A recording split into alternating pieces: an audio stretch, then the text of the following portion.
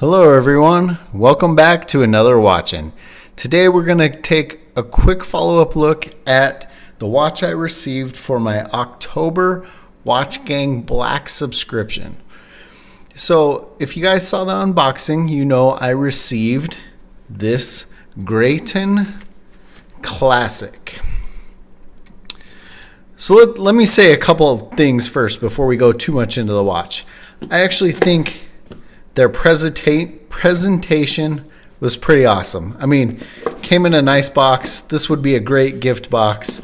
I think the watch box itself is actually fairly nice. It's got the instructions and guarantees, a little pillow, of course.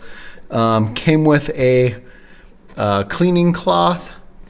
Overall, I think this is a great presentation for the watch, and it would make a great gift. I mean, super easy, just looks cool, great gift.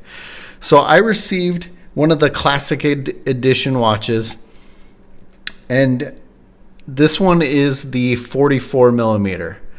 You can actually get this watch in 36, 40, or 44. I think it looks really good in this 44. I like the overall design. There is a lot of characteristics I like. It does have super luminova on it. We'll take a look at that in a little bit.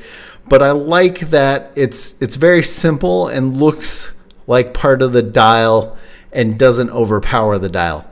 The luminova is obviously outlined on the numerals, the hands, but it doesn't overpower the look. It's got the date window at 3 o'clock. This one has hardened mineral crystal.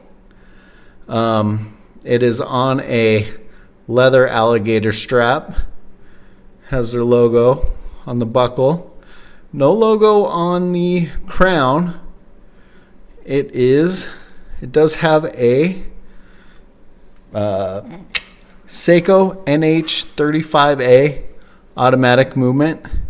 Seems like I've said it before in some of the other videos. A lot of the watches kind of in this price point have similar movements.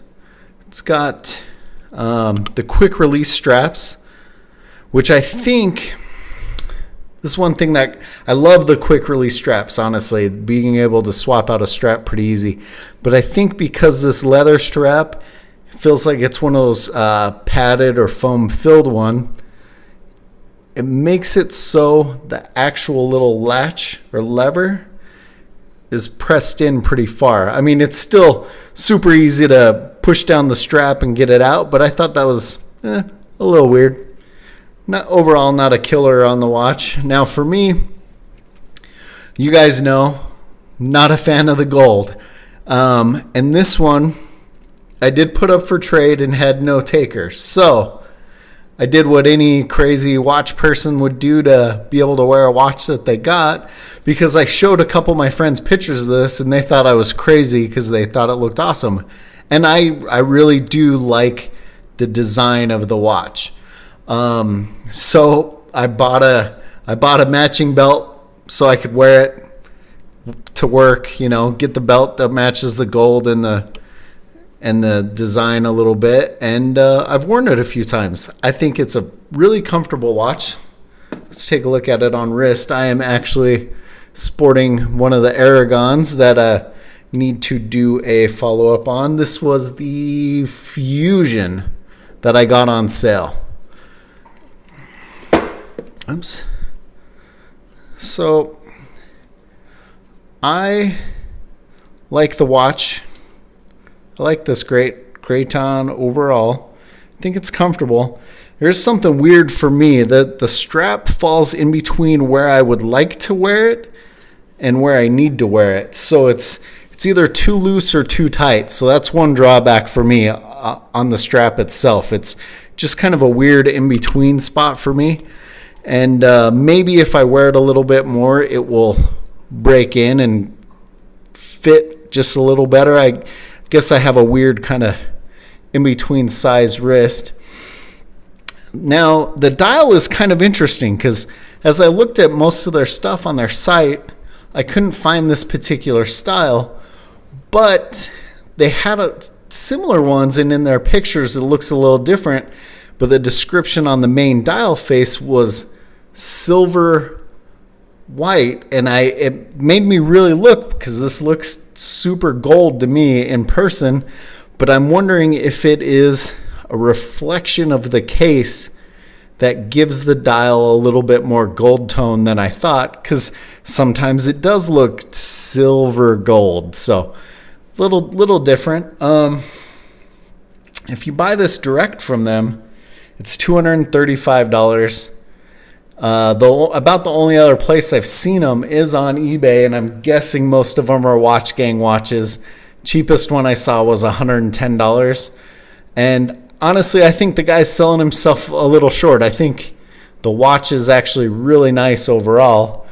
And I personally like the case design. So it took me a little bit to get used to the gold, and I had to accessorize a little bit to make it work. But overall, really nice. For my $99 subscription, I would absolutely pay $99 for this watch. I wish it was one of the blue face ones or one of the other color combos. But overall, really cool. I'm going to pause the video for a second, and let's go take a look at the loom. All right, here we are in the dark. You can see the loom's already going a little bit, but I'll hit it with my black light real quick to give it a fresh boost here.